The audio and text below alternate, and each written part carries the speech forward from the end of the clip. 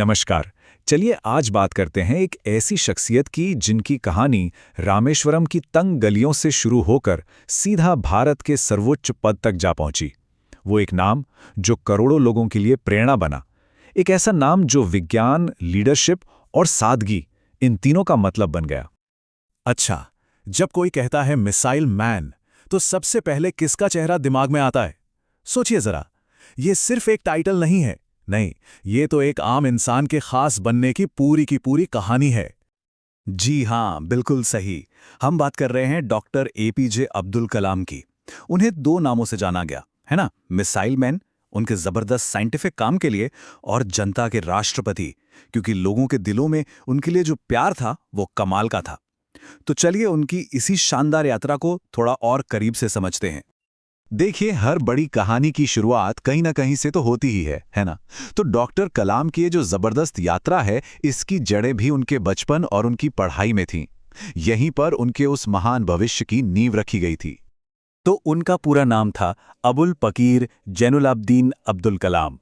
15 अक्टूबर 1931 को तमिलनाडु के रामेश्वरम में उनका जन्म हुआ, एक बहुत ही साधारण से परिवार में। और जानते हैं, यही सीधी साधी शुरुआत ही उनकी महानता की कहानी का पहला पन्ना थी।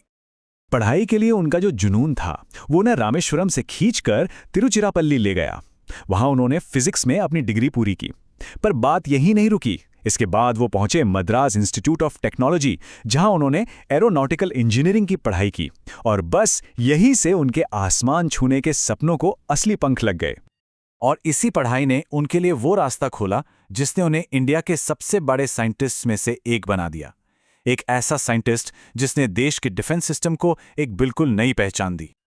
उन्होंने अपनी पूरी जिंदगी देश के दो सबसे बड़े और जरूरी संस्थानों के नाम कर दी।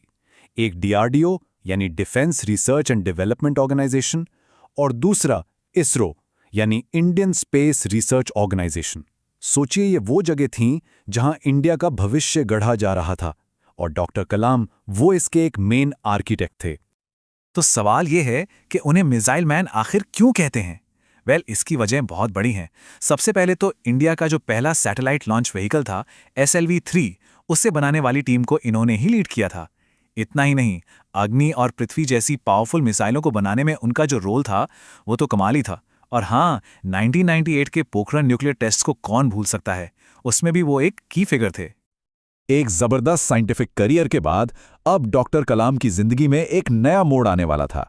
वो अब पब्लिक सर्विस के सबसे ऊंचे मकाम पर पहुंचने वाले थे, जब वो बने भारत के राष्ट्रपति।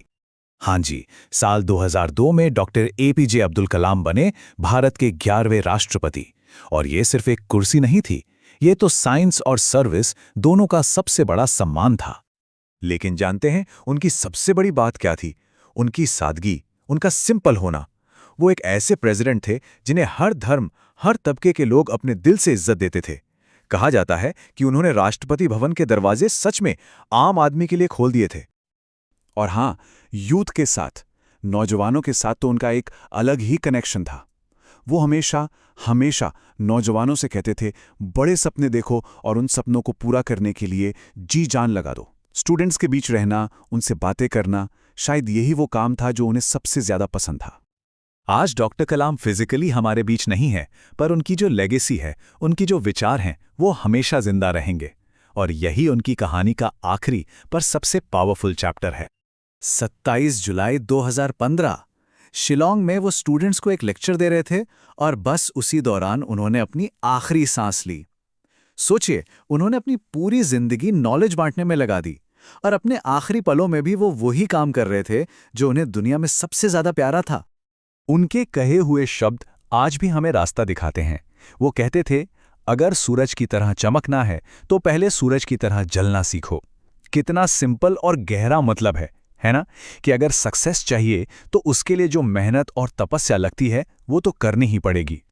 और उनकी ये वाली बात, ये तो जैसे उनकी पहचान ही बन गई कि सपना वो नहीं होता जो सोते हुए देखते हैं, सपना तो वो है जो सोने ही ना दे।